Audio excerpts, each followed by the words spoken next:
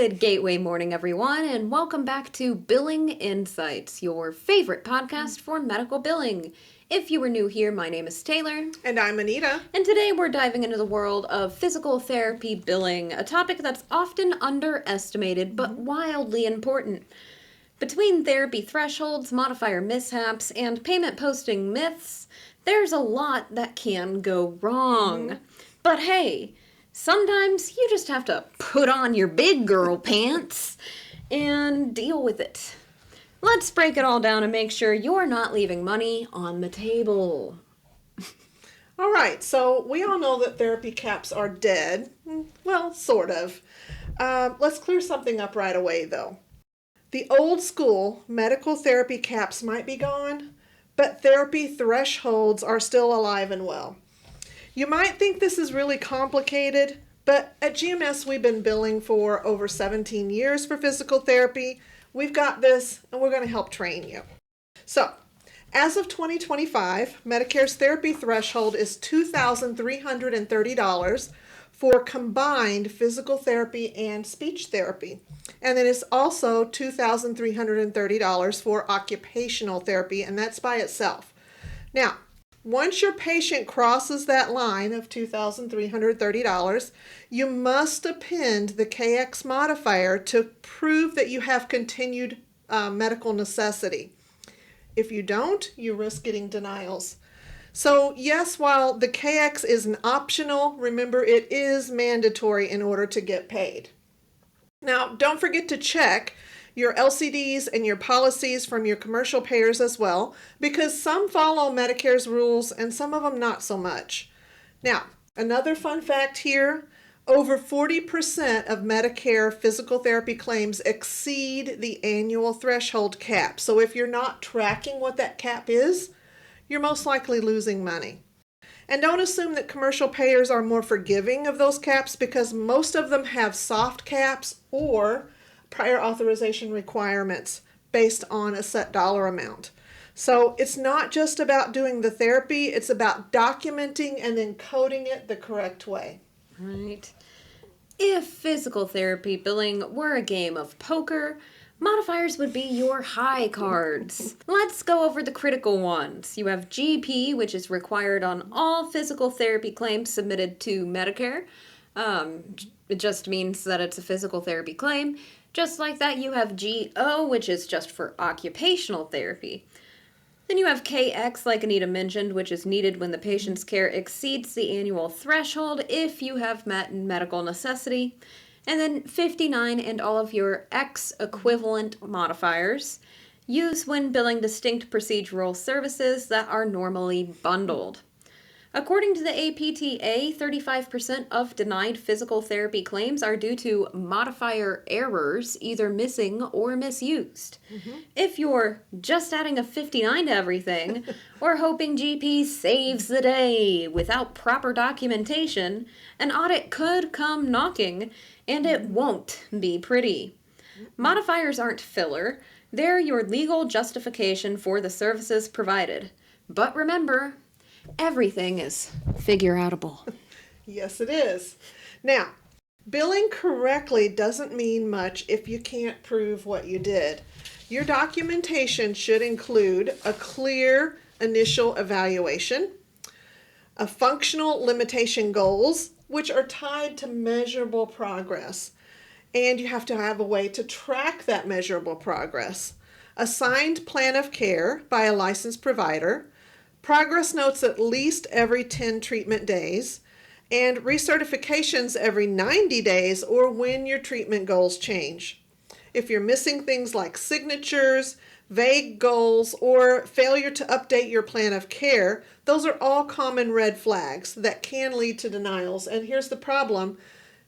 Therapy notes are required for a lot of different payers, so whenever they're looking at your notes, they're going to see that you have incorrect documentation or not enough documentation. And one thing that we say here a lot is documentation is your representation, or another way to say that is if it's not documented, you didn't do it. If it's not documented, it didn't happen. Exactly. So remember here, time is of the essence. Don't let poor paperwork delay or destroy your revenue. Let's bust a myth right now. Payment posting is not just pushing a button. I've heard people say, oh, you just hit apply payment and move on, right? No. Real payment posting includes matching ERAs and EOBs correctly to patient accounts with the correct tracking numbers or check numbers. Spotting underpayments, denials, and weird remark codes. Allocating patient responsibility accurately, triggering secondary claims or patient invoicing, flagging payer inconsistencies or contractual violations, sending it back to the biller saying this is a trend. It's a lot more than pushing a button. According to the AMA, up to 10% of provider revenue is lost due to payment posting errors. So no, payment posting isn't mindless. It's where revenue either gets collected or lost. And that's something every billing team, manager, and provider should take seriously. It's something to think about. And that it is something to think about. It is extremely important. So let me give you a few real world examples here of some things that we at Gateway Medical Solutions have seen during our tenure of doing physical therapy billing. We had one physical therapy clinic come to us after realizing they had $28,000 worth of claims denied. Now, you might ask, $28,000, that's an awful lot of money. And why were they denied? Well, they had passed the Medicare threshold, but they forgot to include the KX modifier, showing that they had documentation to prove the medical necessity of those claims. Now, once we identified the problem, we corrected the claims, we resubmitted it, and all of those claims were paid. But that's just an example of how careful you have to be and how important it is to make sure that those modifiers are correct. Now, we had another client who was posting payments, but they never checked their allowed amounts against their contracts.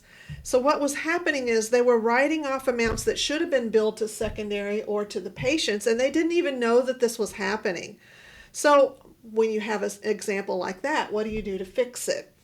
You need to audit your payer contracts, retrain your posters, and monitor your trends monthly. When you do that, your revenue will jump, and it will jump quickly. Now, there are some other things that you can do. If you have in-house people, you can do the retraining. You can contact us, and we can do an audit for you. We can also do consulting to help retrain your employees if that might be helpful for you. But we also do, of course, outsource billing. So we are available. We are always happy to help with everyone, and we will constantly be here to offer support and assistance if you need it. The moral of this story is, I only want what's due to me, and you should too. So let's recap. Therapy thresholds exist. Track them. Use the KX modifier. Modifiers matter. They aren't just suggestions. Documentation is king, especially with Medicare. Payment posting is powerful. It's not data entry, it's revenue control. And if you're feeling overwhelmed, everything is figure-outable. Yes, it is. I will say physical therapy is the easiest to bill for, so if you've got all of that down, you should be good to go. Thanks so much for tuning into Billing Insights today. We really do appreciate your support. Please remember to like, comment, subscribe, and share, as well as hit that notification bell so you can be notified every time we upload a new video. Please visit our websites, www.gatewaymedicalsolutions.com. That's solutions with an S if you're needing billing services. And if you're wanting consulting, auditing, or training, or just learning more about different types of medical billing, then you can visit our website, www.gmslearningacademy.com. We'll see you in the next video. Bye!